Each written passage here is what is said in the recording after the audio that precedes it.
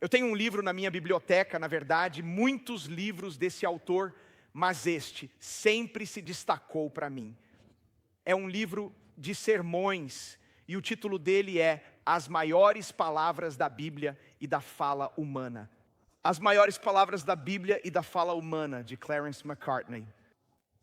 Clarence Macartney foi um pastor presbiteriano por 40 anos na Filadélfia. No início dos anos 1900, ele era uma potência no púlpito, porque sua pregação estava sempre enraizada na Bíblia. E este, assim como outros 10 ou 15 livros, fazia parte dos livros que ele lançou e que estavam em circulação. Eram mensagens que ele pregou daquele púlpito na Filadélfia. Este livro especificamente, As Maiores Palavras da Bíblia e da Fala Humana, reúne sermões pregados por ele. Era uma série de mensagens, cada semana focada em uma palavra. Ele apresentava realmente um tema e então dizia qual era a palavra sobre a qual estava falando. Por exemplo, estes são alguns dos capítulos. A palavra mais perigosa. E então ele escrevia que a palavra amanhã era a mais perigosa. E pregava uma mensagem sobre isso. A palavra favorita de Deus, vem. Vinde a mim, todos vós que estáis cansados e sobrecarregados. O sermão tratava sobre isso. A palavra mais triste, pecado. E a palavra mais bela, perdão. E provavelmente há umas 12 mensagens e sermões aqui. Mas foi em um desses sermões que encontrei aquele que realmente chamou muito a minha atenção, o qual li e reli diversas vezes recentemente. E o título desse capítulo era A Palavra que Conquista Deus. A palavra que conquista Deus. Só a introdução já impactou como um tiro rápido de 26 perguntas. Fiquei impressionado, pois ele não dizia a palavra, mas continuava fazendo essas perguntas, perguntando. E se você me permitir, só pelos próximos momentos, eu gostaria de ler para você a introdução do sermão de Clarence Macartney. A palavra que conquista Deus. Fiquei impressionado quando li isso, pensei em vocês e pensei em onde estamos como igreja. Deixe-me ler para você, removendo algumas das 26 perguntas, mas capturando o que ele disse. Ele começa o capítulo assim, a palavra que conquista Deus. Que palavra poderosa estamos falando? Ouça. Veja esta sequência rápida de perguntas. Qual é a palavra que torna o cativeiro cativo? Qual é a palavra que une almas tão distantes ao redor de um mesmo trono de misericórdia? Qual é a palavra que traz o navio do homem, açoitado pela tempestade feroz, para o porto seguro de descanso? Qual é a palavra que afasta a sombra da morte da face de uma vida marcada pelo pecado? Qual é a palavra que traz canções na noite, que alivia o peso da culpa na consciência e no coração aflito? Qual é a palavra que coloca uma espada em nossa mão quando enfrentamos a tentação? Qual é a palavra que nos dá força para suportar nossos fardos diários? Qual é a palavra que fortalece a alma? Qual é a palavra que nos levanta quando caímos? Qual é a palavra poderosa que faz os anjos descerem do céu para nos ajudar quando estamos em batalha? Qual é a palavra que nos torna cooperadores de Deus em seu reino? E qual é a palavra que faz o errante lembrar-se da terra distante? Qual é a palavra que é o melhor médico para o corpo, a alma e o espírito? E qual é a palavra que ao pronunciarmos pode libertar os cativos? Ele continua dizendo, qual é a palavra que coloca uma lâmpada de perdão e reconciliação na janela para que um filho pródigo possa voltar para casa? E qual é a palavra que traz a eternidade diante da nossa vista? Qual é a palavra que, em sua forma mais simples de expressão, até mesmo os bebês conseguem pronunciar? E qual é a palavra que é a melodia mais sublime capaz de alcançar a majestade nas alturas? Qual é a palavra que faz os anjos se alegrarem ao ouvi-la nos lábios de um pecador contrito? E qual é a palavra que é nossa senha no portão da morte? A palavra de que precisamos para entrar no céu. Aqui está a igreja. Macartney diz, a palavra poderosa, irresistível, que conquista até Deus é essa, oração. Ouça isso. Essa palavra que conquista Deus é oração. Isso é algo ousado de se dizer, afirma McCartney. E ainda assim dizemos isso com a autoridade das Escrituras. Jesus disse: batei e abrir-se-vos-á, buscai e achareis.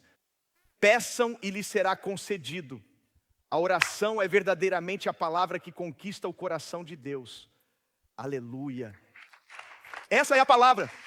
Esta é a série, porque você tanto orou. Há poucos dias ouvi 2 pastores populares da nova geração aqui nos Estados Unidos discutindo como eles preparam seus sermões. Fiquei intrigado. Era apenas uma entrevista curta ou um pequeno trecho. Um deles disse: eu tiro a segunda-feira de folga e na terça-feira resolvo assuntos de diretoria com a equipe. E ele diz: e então, na quarta-feira, eu desligo tudo. Meu coração começou a ficar animado com essa palavra desligar.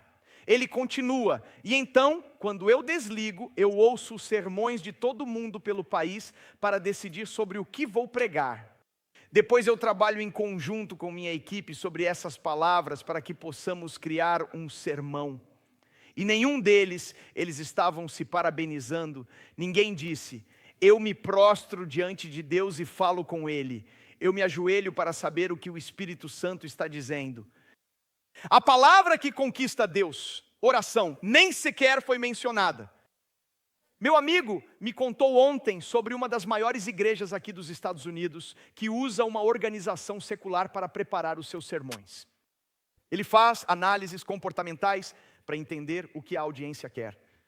Assim, o pastor pode pregar sobre isso. Ok, eu quero que você preste muita atenção. Eu sei do que você precisa. Você precisa de uma palavra do céu. Você precisa de uma palavra do Espírito Santo, de uma palavra... Eu não preciso de análises comportamentais para saber qual seria a necessidade mais comum de... Nós precisamos de uma palavra fresca do céu e de Deus.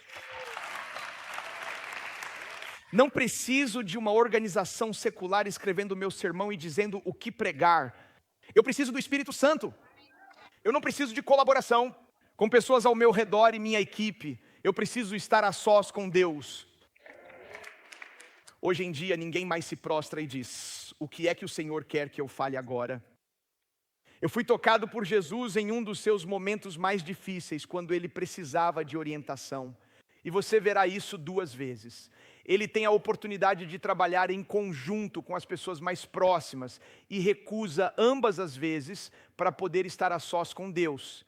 E em vez de colaborar, isso é um desafio para todos nós como líderes. É um desafio para cada um de vocês que pregam: não colaborem. Prostre-se diante de Deus. Deixe Deus te dar a palavra que você precisa. G. Campbell Morgan disse: a igreja fez mais quando era menos parecida com o mundo. Mas veja o que Jesus faz. Olhem para isso no jardim do Getsêmani, Mateus 26. Então Jesus foi com eles, os discípulos. Só havia 11 nesse momento, porque Judas já tinha entrado em seu modo de traição, a um lugar chamado Getsêmani. E ele disse aos discípulos: sentem-se aqui e vamos colaborar.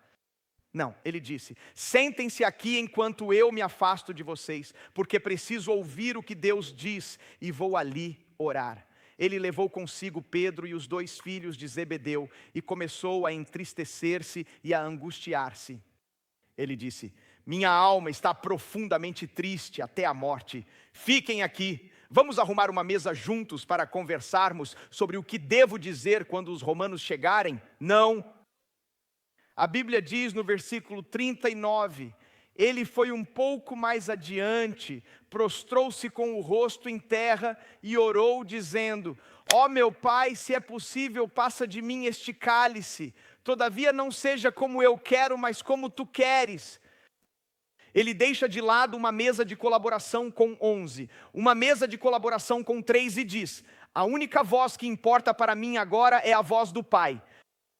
Quando trabalhamos em conjunto, recebemos mensagens. Nas últimas semanas, uma igreja, no domingo do Super Bowl, está chutando a Bíblia como se fosse uma bola de futebol americano. Outra igreja está derramando calda sobre ela, lá no sul. E outras igrejas também estão fantasiando o pastor sênior à noite para o evento Veja no Cinema, onde você se veste de Maverick e Tom Cruise. Essa é a última coisa que você precisa ver em mim. O que você realmente precisa ver é alguém parecido com Jesus, que ouve Jesus e que prega exatamente o que ele disse. Veja bem, é isso que Deus quer, é isso que é exatamente isso. Olhe para isso. E então, é importante que eu leia o que ele faz em seguida. No versículo 40, ele achou os discípulos dormindo e disse a Pedro: vocês não puderam vigiar comigo nem por 1 hora? Vigiem e orem para não caírem em tentação. O espírito está pronto, mas a carne é fraca. O importante é que uma segunda vez ele foi e ele orou. É uma verdadeira batalha. Meu Pai, se este cálice não pode passar sem que eu o beba, faça-se a tua vontade. Ele está em conflito entre sua vontade, não ir para a cruz, e a vontade do Pai. É uma batalha constante. Ao voltar, viu-os dormindo de novo após orar pela segunda vez, pois estavam exaustos. Então ele os deixou e foi novamente. Olhem para isso, igreja, e orou pela terceira vez, repetindo as mesmas palavras. Essa é a luta, esse é o combate. E foi então que ele veio. É quase como se nas outras vezes ele estivesse apenas pedindo aos discípulos, quase realmente precisando de ajuda. Vocês não podem orar comigo? Não conseguem ficar acordados? E então, de repente, parece que no versículo 45 surge a resolução e a segurança. Algo o tranquilizou no versículo 45, quando ele voltou para os discípulos. E a linguagem muda, e ele diz estas palavras. Ele diz: eis que a hora está próxima. O Filho do Homem está sendo traído, entregue aos pecadores. Levantem-se, vamos embora. Vejam, o meu traidor está chegando. Algo aconteceu aqui. Havia uma determinação em seu coração. Isso que ele recebeu de Deus permitiu que ele se firmasse e permanecesse de pé. E tudo começou. Eu acredito que quando Jesus disse às pessoas mais próximas: sentem-se aqui enquanto eu vou ali. O versículo 39 diz estas palavras. Ele foi um pouco mais adiante. Gente, é disso que precisamos. Pessoas, membros, pastores, líderes que vão além do grupo. Esse é o desafio constante nesta série. Ir mais longe na oração, ir mais longe em Deus. Lembre-se disso. Ouça, ao se afastar da multidão, ao deixar as mesas, amigos, colaboradores, as ciências, ao deixar as pessoas, preste atenção agora. Você vai conhecer estas 3 coisas: a vontade de Deus, a mente de Cristo e a força do Espírito Santo. Quando você encontra e vai um pouco mais longe, você conhecerá a vontade de Deus. Quando você vai um pouco mais longe, você recebe a mente de Cristo. E quando você vai um pouco mais longe em oração, você recebe a força do Espírito Santo. Estamos vivendo tempos sem precedentes, meus amigos. O que está acontecendo está fora do controle humano. Nós não temos o dinheiro, o poder militar, nem mesmo a tecnologia, nem o governo para resolver o que está acontecendo. O governo, ou seja quem for que esteja no poder agora, ou quem vier a estar, não pode resolver o que estamos enfrentando. Isso se chama os últimos dias. Deus está nos levando de joelhos a um lugar sem opções, onde só temos um caminho a seguir, que é o próprio Deus. E estamos vivendo em um tempo que eu ouça com atenção. Estamos vivendo em um tempo em que você, como cristão que crê na Bíblia, isso já está acontecendo, você será alvo do mundo. O apóstolo João nos diz: não se surpreenda realmente com isso. Ele diz: não se surpreendam, meus irmãos e irmãs, se o mundo odiar vocês.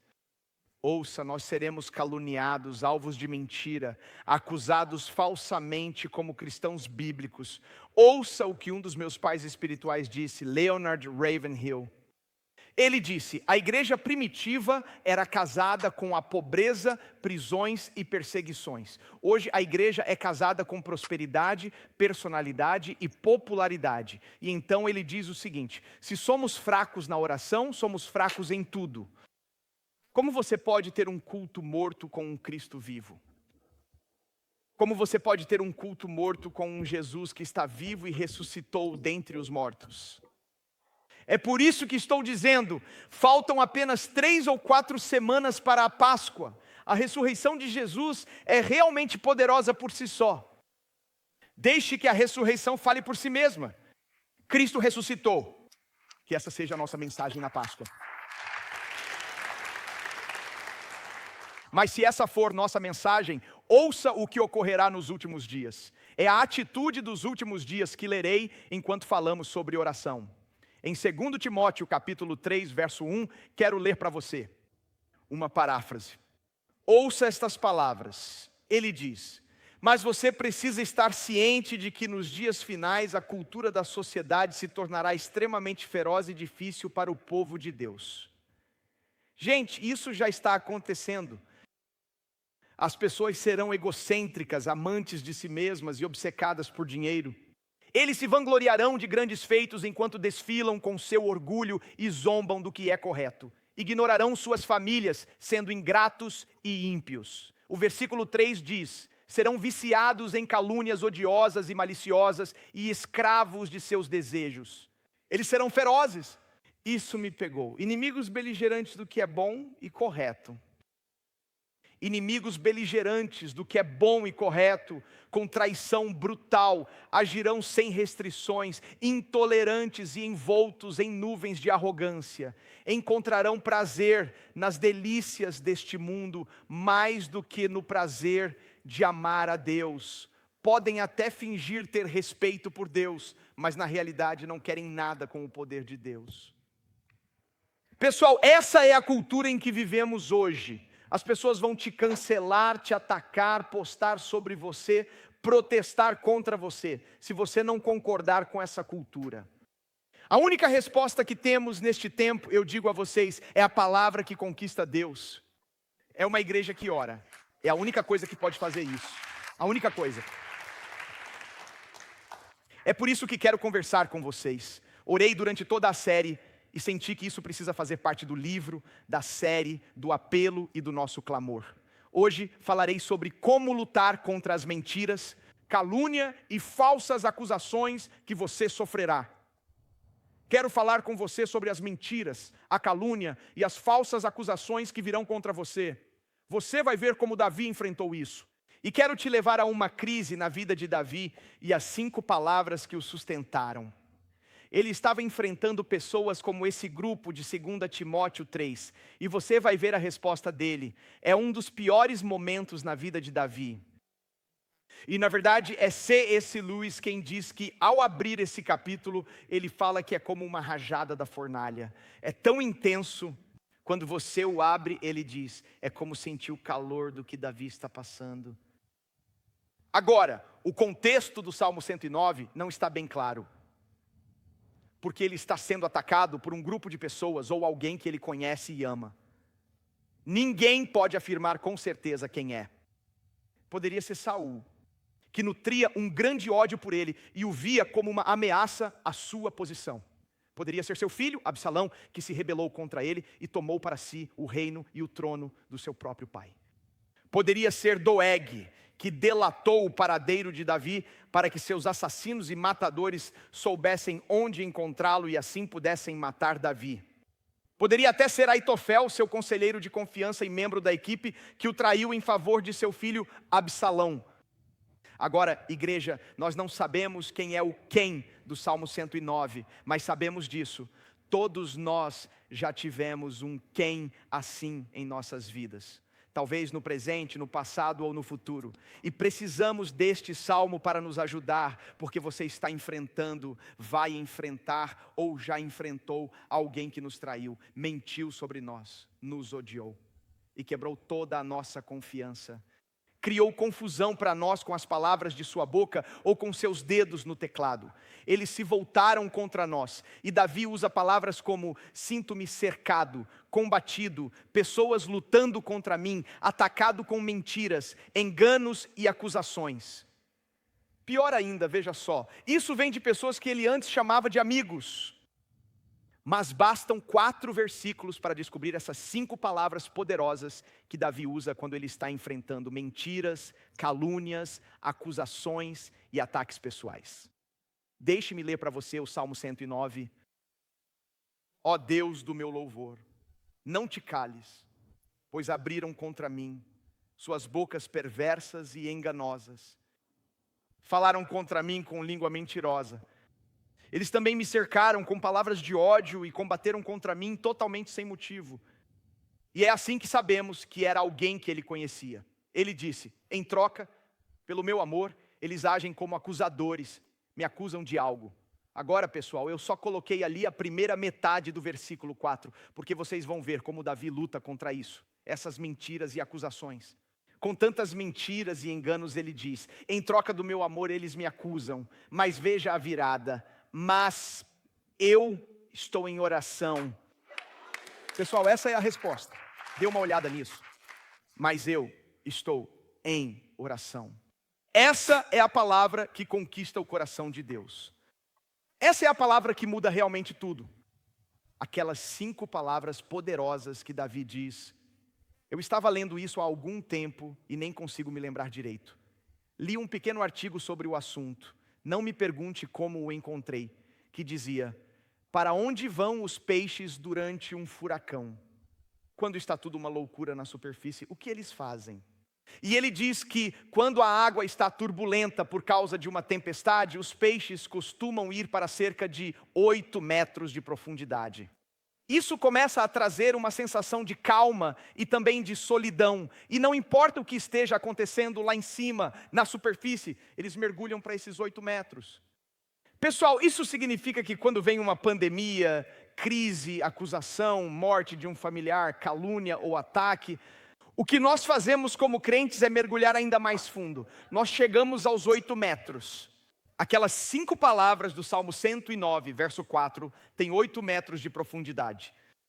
Mas eu estou em oração significa que Davi mergulhou fundo e disse: preciso orar, mas já estou orando. Alguém disse que quando você está em tempos difíceis, o que é mais importante do que teologia é joelhologia. Você precisa simplesmente cair de joelhos 8 metros abaixo e dizer: está uma loucura lá em cima, mas o que eu preciso mesmo é estar na presença de Deus. E se isso não fizer sentido, então talvez o que disse o Dr. Charles Stanley, que está no céu agora, faça. A menor distância entre um problema e uma solução é a distância entre os seus joelhos e o chão. Isso é oração, isso é joelhologia. Isso é 8 metros. Esta é a palavra que consegue conquistar Deus: orar.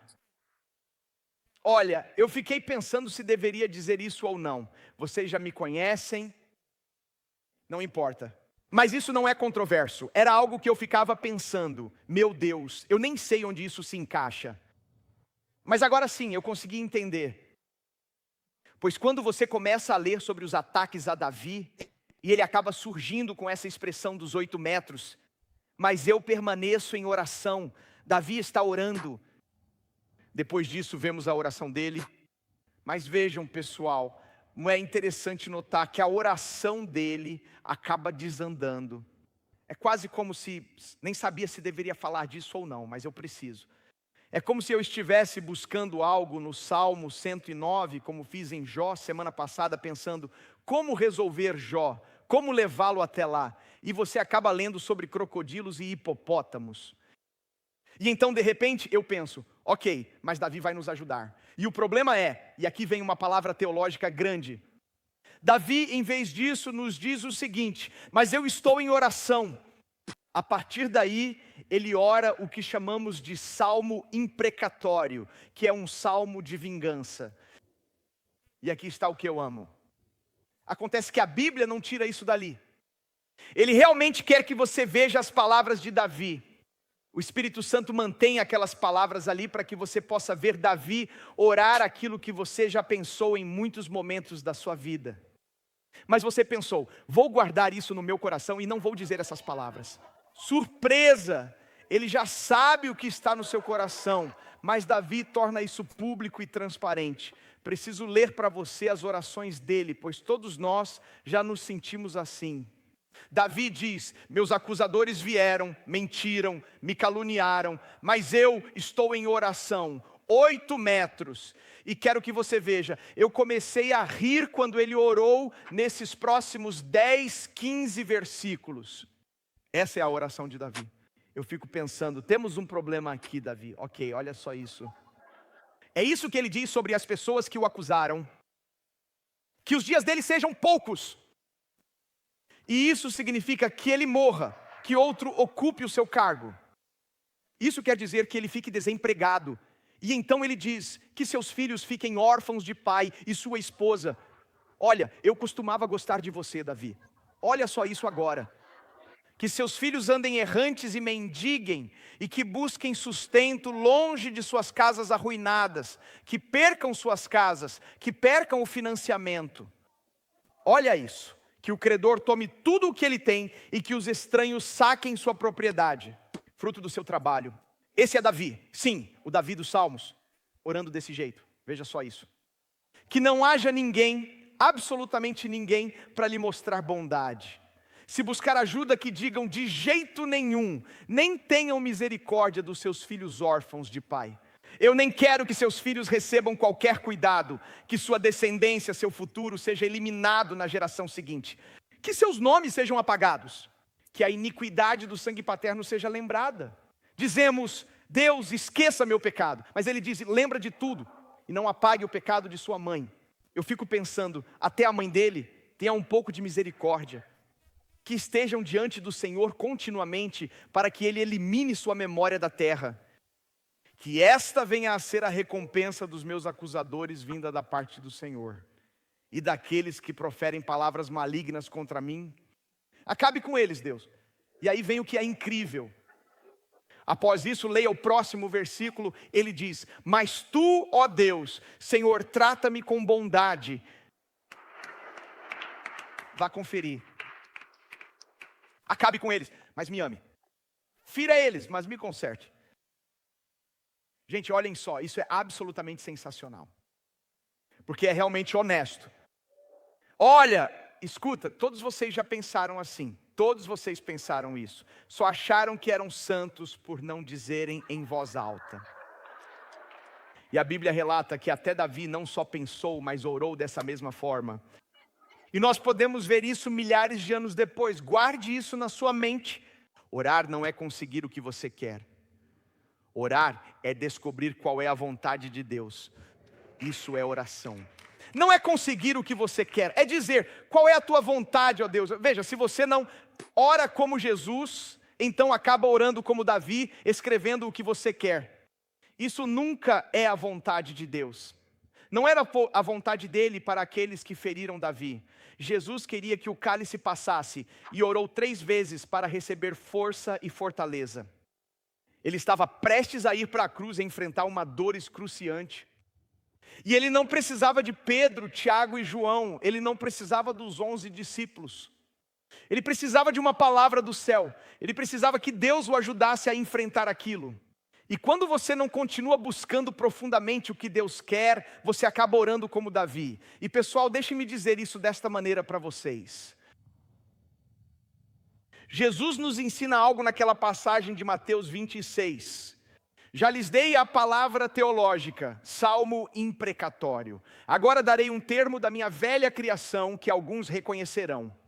Isso foi o que Jesus fez. Como ele chegou ao ponto de dizer, ok, agora todos estão vindo. Prontos, vamos. Chegou a hora. Como isso aconteceu? Pois ele orou 3 vezes.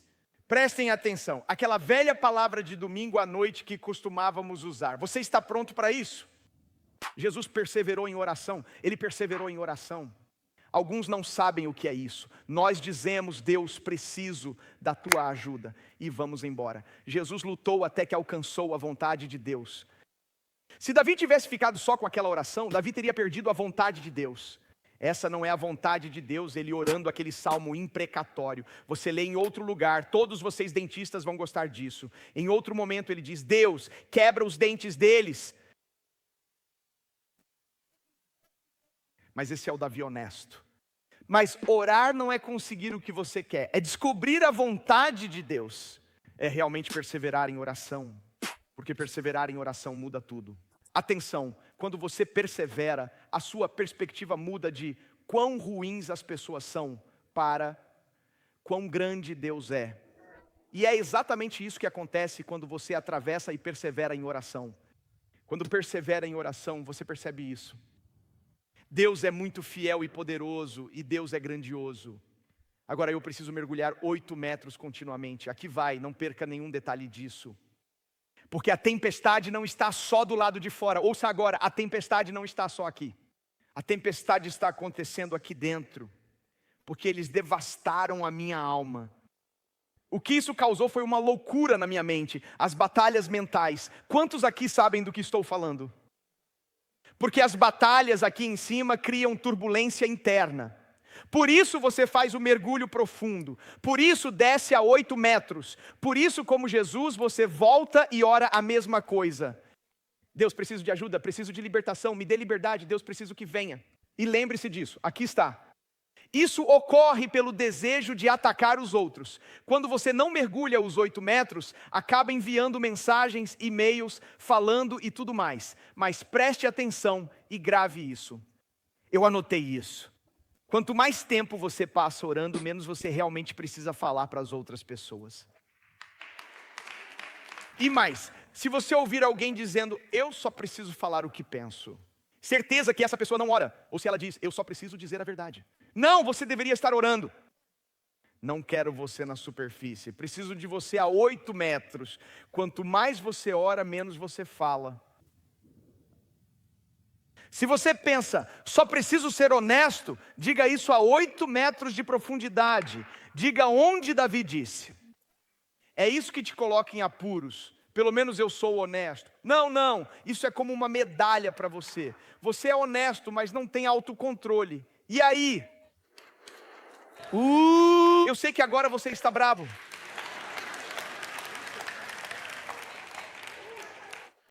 Olha, eu estou vendo você sair. Ok, vamos lá, escuta bem. Porque é disso que se trata.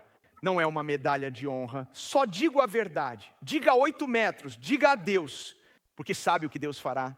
Deus vai pegar suas palavras honestas, remodelá-las e transformá-las para falar ao seu coração. Assim, ao vir à tona, você vai se parecer com Jesus, em vez de si mesmo. É isso que Deus precisa fazer. É por isso que aquelas palavras que estão na Bíblia, mas eu estou em oração, é uma frase tão poderosa. A palavra que nunca aparece no texto original é essa pequena palavra em, o que torna isso ainda mais incrível. Na verdade, em vez de dizer, mas eu estou em oração, o texto realmente diz, mas eu sou oração. É exatamente isso que diz, mas eu sou oração. O que quer dizer que ele está afirmando, eu preciso habitar nos 8 metros, eu preciso viver nesse lugar. Essas 5 palavras vão firmar minha alma. Esse mergulho aos 8 metros vai firmar a minha alma. E eu quero te dar essas 2 coisas para encerrar. Essas 2 coisas vão acontecer quando você mergulhar a 8 metros. Quando você permanecer em oração, quando as mentiras, as acusações venham de onde vierem. Seja de pessoas, seja do inferno, seja de pessoas amadas, ou daquele ladrão que quer roubar, matar e destruir. É esse mergulho de 8 metros, porque você orou, que vai te trazer vitória. Porque você orou, você vai encontrar, em meio à tempestade, um lugar onde pode clamar a Deus naquele momento. É isso que Deus quer fazer. E se lá embaixo, nesses 8 metros, você voltar à tona e ainda houver coisas no seu coração, mergulhe de novo, mergulhe de novo. Continue em oração. Foi o que aprendi ao dar esse passo, quando me tornei oração e comecei a orar. Percebi que há 2 coisas que descobri. Estas 5 palavras firmam minha alma e me ajudam a lembrar essas 2 coisas. Deus é fiel e Deus é grande. É a única coisa que me faz seguir em frente. Deus é fiel e Deus é grande. Rapidamente. Número 1. Quando estou em oração, lembro o quanto Deus é fiel. Estou quase terminando. Sabe, estou chegando ao momento na minha leitura bíblica, pois leio a Bíblia inteira todo ano. E estou chegando ao ponto em que os filhos de Israel acabam de ser libertos do Egito após 430 anos de cativeiro. Moisés sai do deserto depois de 40 anos sendo pastor. Como você prepara alguém para isso? Ou seja, você passa de ser um pastor, pastoreando ovelhas, a liderar 4 milhões de pessoas. 4 milhões de pessoas. Pessoal, vocês entendem? Só Deus poderia ter planejado isso. Como você se prepara para algo assim?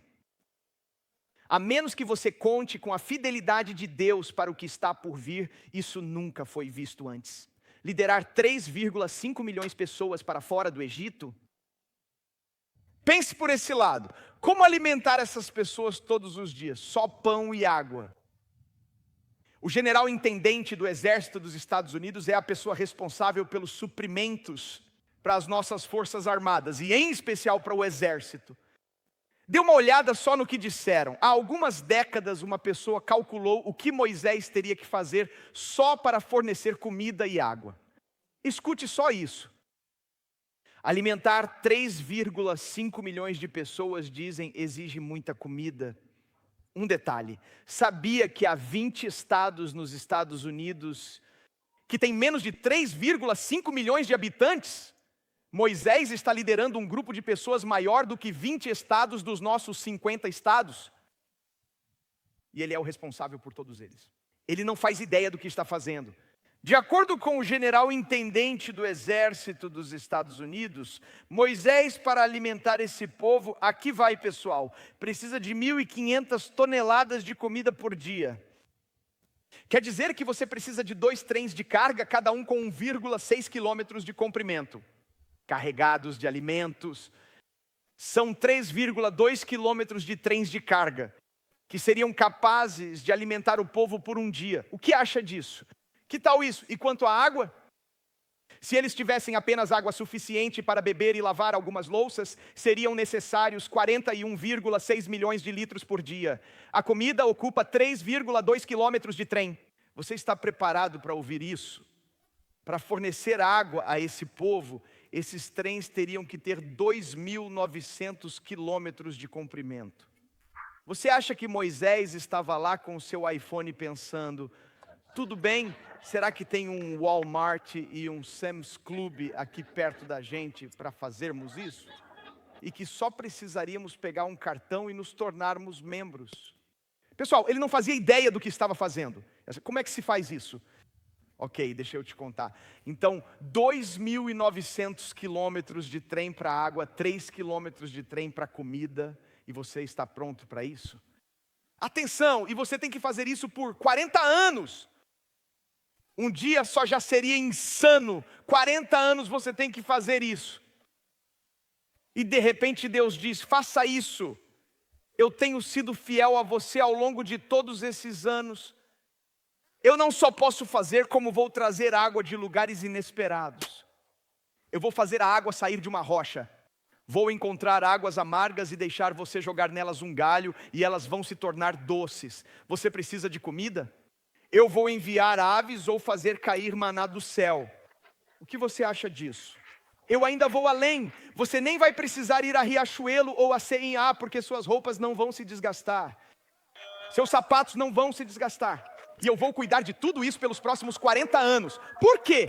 Porque Deus é fiel. Deus é fiel. Deus é fiel. Aleluia. Nosso Deus é fiel. E alguns de vocês foram alvo de mentiras, calúnias e estão pensando, posso perder meu emprego? Ouça, se Ele pode fazer isso, eu acho que Ele pode te ajudar. Deus tem um histórico maravilhoso. Foi Corrie ten Boom, a sobrevivente do Holocausto, quem orou estas palavras em seu diário.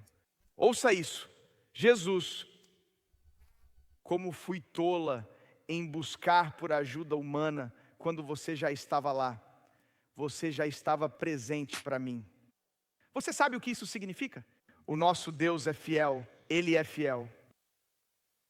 É exatamente por esse motivo que Vicky cantou aquela música hoje. Por toda a minha vida você tem sido fiel. Não, essa foi uma música que cantamos em espanhol, não foi? Nós cantamos em espanhol. Por toda a minha vida você tem sido fiel. Por toda a minha vida você tem sido o quê? Tão bom. Deus é fiel. E vamos encerrar com isso enquanto a banda se aproxima. Sempre que estou em oração, eu me lembro de quão grande Deus é. Agora guarde isso em sua mente. É por isso que mergulhamos fundo. É por isso que vamos a 8 metros. Nós permanecemos em oração. Eu acredito que a oração me transforma, antes mesmo que a minha situação atual venha a mudar. A oração me transforma antes mesmo que a minha situação mude. É por isso que permanecemos no fundo. Eu me lembro de Ana na Bíblia e da sua crise. Ela era uma mãe. Ela eventualmente se tornaria a mãe de Samuel, o sacerdote e profeta. Mas antes do nascimento dele, seu ventre estéril a tornava alvo de zombaria das mulheres de Israel. Elas olhavam para ela e zombavam. Era um ventre estéril, parecia uma maldição. Era uma mancha social ser uma mulher sem filhos. E ela era ridicularizada por causa da sua esterilidade. E aí vem o que eu mais gosto: não perca isso. Então Ana disse: eu vou mergulhar 8 metros. Ela vai poder dizer: eu sou estéril, eu ainda não tenho filhos, mas sigo em oração. Ouça isso agora. Ela estava profundamente angustiada. E sendo assim, aqui estão os 8 metros. Ela orou ao Senhor, chorou de forma muito amarga. E então olhe o que a oração faz. Olha só, aqui está. E ela disse: veja essa oração. Que a tua serva, meu Senhor, encontre favor aos teus olhos. E assim a mulher seguiu sua jornada, alimentou-se, e o seu rosto já não tinha mais sinais de tristeza. Você entende o que aconteceu? A oração mudou a angústia e a tristeza. E o fato é que ela nem sequer estava grávida ainda. Ela não precisou esperar um bebê para mudar sua atitude. Ou me deixe colocar desta forma: está pronto? Alguns de vocês precisam ouvir isso. Minha alegria não vem de um milagre. A minha alegria vem da presença do Senhor. Porque alguns de vocês andam por aí, deixa eu te dizer, alguns de vocês nem precisam nos contar. Só de olhar para vocês, já sabemos que estão em uma batalha. Sabe, só pelo jeito que você olha para mim, e sabe, e aquela expressão no seu rosto, com esse seu olhar meio... Sabe de uma coisa? É isso que queremos te dizer. Eu só quero dizer: não espere pelo milagre. Não espere pelo milagre. Entre na presença dEle. Na tua presença, Davi diz: há plenitude de alegria e delícias perpetuamente. Não é no meu milagre, não é na minha resposta, não é com... Não. Ela está dizendo isso sem nem mesmo ter um bebê. Ela está dizendo isso sem nem mesmo ter uma criança. Ela está começando a anunciar exatamente isso: que Deus me transforma durante e por causa da minha crise. A minha alegria vem da presença do Senhor. E é isso que Deus começa a fazer. Então, aqui está o que vamos fazer. É assim que encerramos. Quero te dar uma arma quando você for orar. Eu adoro quando o Ricardo, às vezes... Venham, pessoal, todos vocês que cantam, venham. Eu amo quando o Ricardo ou o presbítero Vic dizem: levantem as mãos. E eu quero te ensinar como essas mãos vão se tornar sinais da grandeza de Deus. Porque ao se ajoelhar hoje à noite, quando o Ricardo disser: levantem as mãos, vou te ensinar um novo jeito de fazer isso. Os filhos de Israel estavam em crise nacional novamente. Precisavam ver Deus. Precisavam ver a grandeza de Deus. Então em Isaías 40, Isaías diz: clame em voz alta, levante-a e não tenha medo. Diga às cidades de Judá: aqui está o seu Deus. Vejam, o soberano Senhor vem com poder e governa com braço forte. Sua recompensa e galardão o acompanham. Como um pastor, ele apacenta o seu rebanho. Ele reúne os cordeiros nos braços e os carrega junto ao coração. Guia suavemente as ovelhas com filhotes. E aqui está a parte que quero que você veja. Ele mediu as águas na concha da mão. Ele mediu os céus. Quem recolheu o pó da terra num cesto? Ou pesou as montanhas na balança e as colinas em uma balança de precisão? Ele nos dá essas imagens impressionantes de Deus. Então fique de pé comigo agora e eu vou te dar algo. Então Times Square Church, prepare-se, porque eu quero declarar para você nestes próximos momentos. Eu vou te dar uma arma para quando você orar. Vou te dar algo para os 8 metros. Vou te dar algo para quando você estiver por baixo. Isso vai te lembrar. Eu quero basicamente dizer: aqui está o seu Deus. Aqui está o seu Deus. É aquele versículo. Olhe para isso, diz assim: quem mediu as águas na concha de suas mãos e mediu os céus a palmos. Olhe para essas palavras. E terminamos aqui, quero mostrar rapidamente a concha da sua mão e a extensão da sua mão. A concha e a extensão da sua mão. Ele mediu as águas na concha da sua mão. Cerca de 2/3 da superfície do nosso planeta estão cobertos por água. 2/3. Em alguns lugares a profundidade chega a quase 10 quilômetros. E dizem que existe uma quantidade tão vasta de água no mundo que ela se torna incalculável. Você nem consegue calcular quantos litros de água existem ali. E é isso que Isaías diz. Faça assim. Isso é conhecido como a concha da sua mão.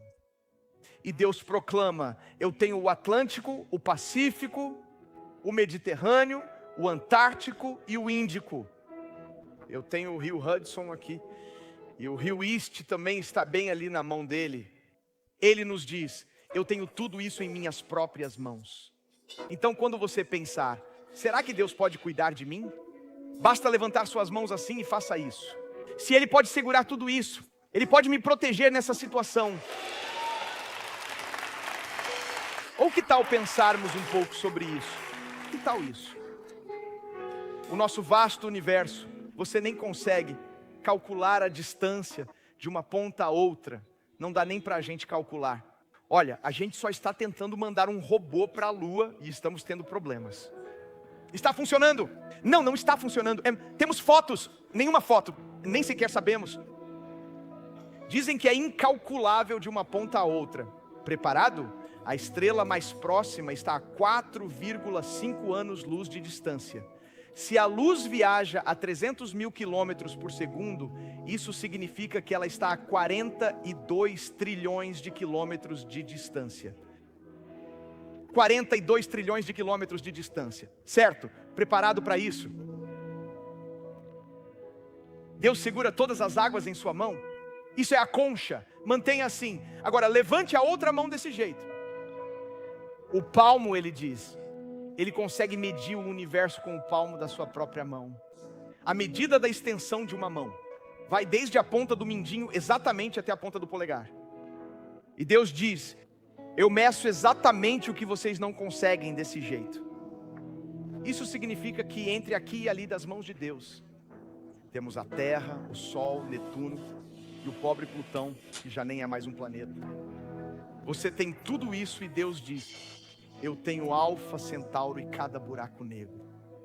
Eu tenho tudo o que está lá, desde Luke Skywalker, Han Solo, eu tenho todo mundo ali. Ele diz: então quando você pensa consigo mesmo, será que Deus pode me tirar dessa?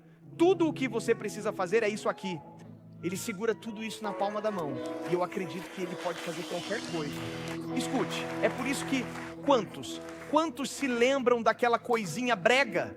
Todos aqueles adolescentes rebeldes faziam isso quando você falava com eles. E agora os adolescentes rebeldes que faziam isso são vocês. Vocês são os adultos agora. Eles faziam assim: fala com a minha. É isso que eu quero dizer para o diabo. Fale com a mão. Você tem que falar com a mão. Então, se você quiser me atacar, é isso que você vai receber, diabo. Palmo e concha. Então, qualquer acusação que você trouxer contra mim, eu tenho um Deus que mede o universo.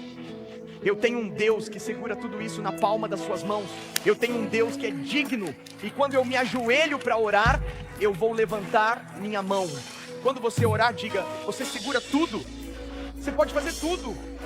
O nosso Deus é grande. O nosso Deus é grande. Nosso Deus é capaz. Ele é grandioso. Aleluia.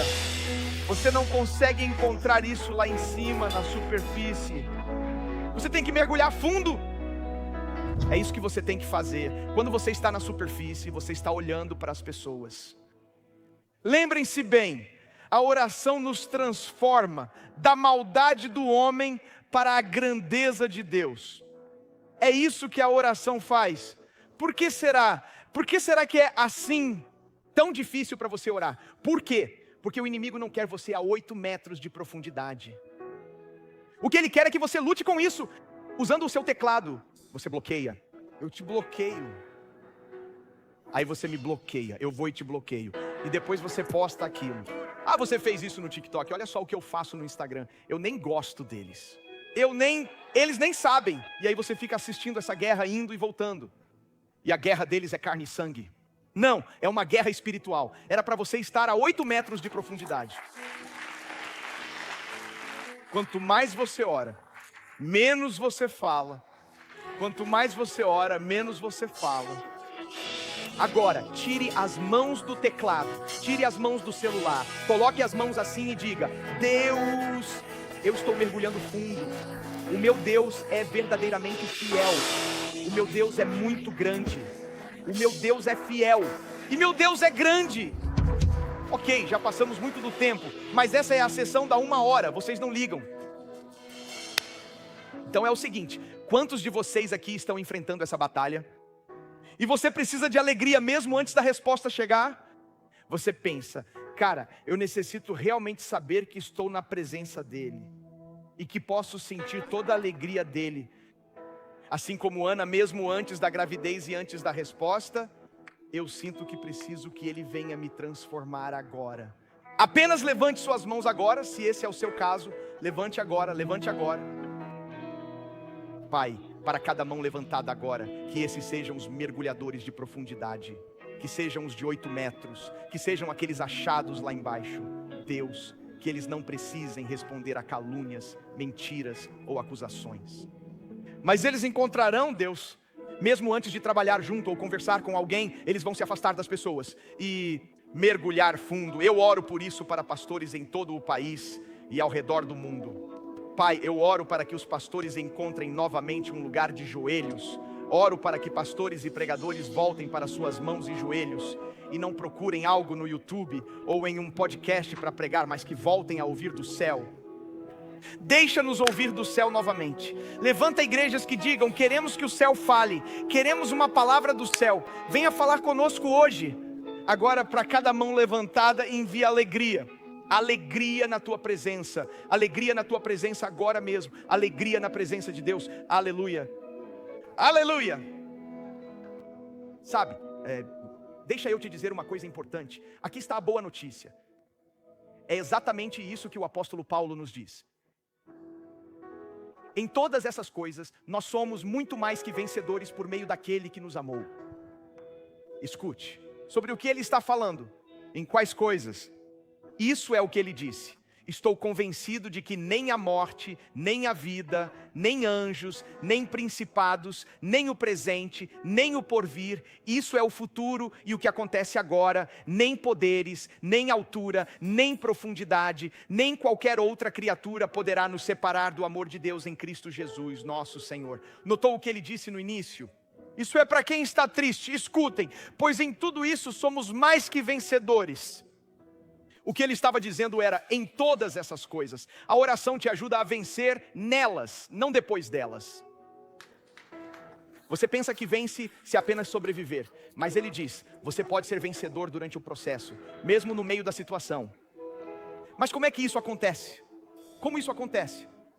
Enquanto você está passando por isso, você também tem outra pessoa dentro de você. Maior é aquele que está onde? Do que aquele que está no mundo. Foi isso que ele disse. Foi isso que Deus disse, mas você precisa de Cristo em você. Pouco antes de cantarmos essa canção, toda a minha vida você tem sido fiel. Se você está aqui hoje e Cristo não, você pode estar na igreja, isso é bom. Você pode ser religioso, isso é ótimo. Você pode estar no culto de 1 hora, pode estar no prédio, pode estar numa mesquita, numa sinagoga, catedral, ou até mesmo na Times Square Church, mas isso não muda você. Você precisa estar em Cristo. Cristo deve estar dentro. Maior é o que está em mim do que o que está no mundo. Preciso dele em mim, em mim, em mim, em mim. Se você nunca convidou Cristo para transformar você de dentro para fora, esse processo é chamado de nascer de novo. Assim como um nascimento físico, o seu primeiro nascimento, você precisa agora nascer de novo espiritualmente. É quando Deus entra, é o em mim. Assim você é mais que vencedor dentro dessas situações. Aqui está o que quero que você sempre se lembre. Lembrem-se disso. Lembrem-se disso porque vai precisar estar nele. Talvez esteja aqui hoje e diga: pastor, estou em uma batalha judicial. Talvez eu esteja na postagem de alguém ou no hospital, posso ter problemas, estar endividado, fazendo quimioterapia ou estar em uma nação anticristã. Talvez eu até esteja na prisão, mas eu digo a você que de agora em diante, eu estarei em oração. oração. Em oração. Mas você não consegue passar por isso se Cristo não estiver em você. E se você nunca nasceu de novo, siga o ACCA, admita que é pecador, estou quebrado por dentro e não consigo me consertar. C, crer que Deus mandou seu filho há 2000 anos para fazer o que eu não consigo, que Ele levou meus pecados, morreu na cruz por meus pecados, viveu uma vida que eu não podia e me deu o que não mereço. E C, confesse-o como Senhor dizendo, você está no comando. Não comanda só aos domingos, comanda todos os dias. Preciso de você comigo. Isso é Romanos 10, 9 e 10. Confesse-o como Senhor dizendo, você é o chefe agora. Você é o chefe. Fale comigo segunda, terça, você que manda. Você manda na minha vida. Se você está aqui e diz, Pastor Tim, não quero sair sem Cristo em mim.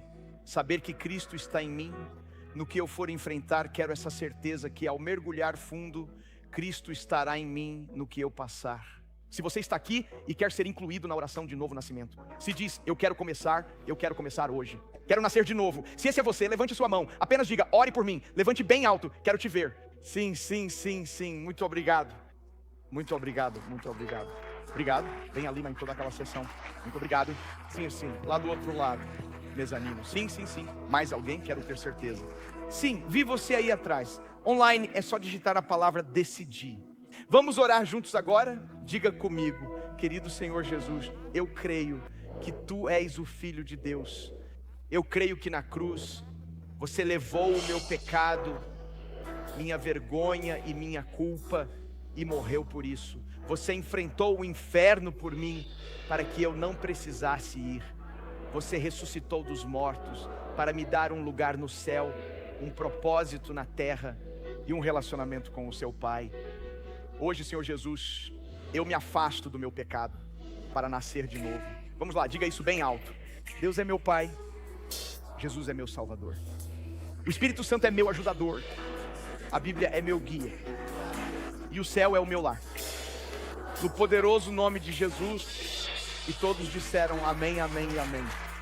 Olá, amigos! Se você acabou de tomar a melhor decisão da sua vida, iniciar um relacionamento pessoal com Jesus, nós o parabenizamos de todo o coração.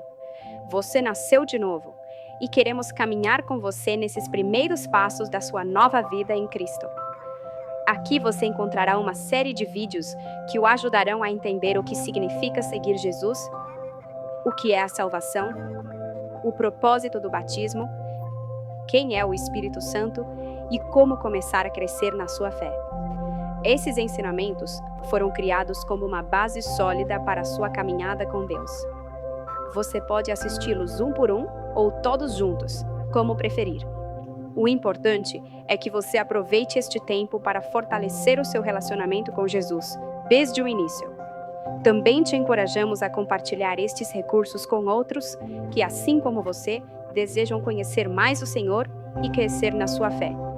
Se você tiver perguntas ou precisar de ajuda, pode nos escrever para o e-mail que aparece na tela, languages@tsc.nyc. Nossa equipe está aqui para apoiar você em tudo o que precisar. Deus te abençoe e feliz nascimento em Jesus!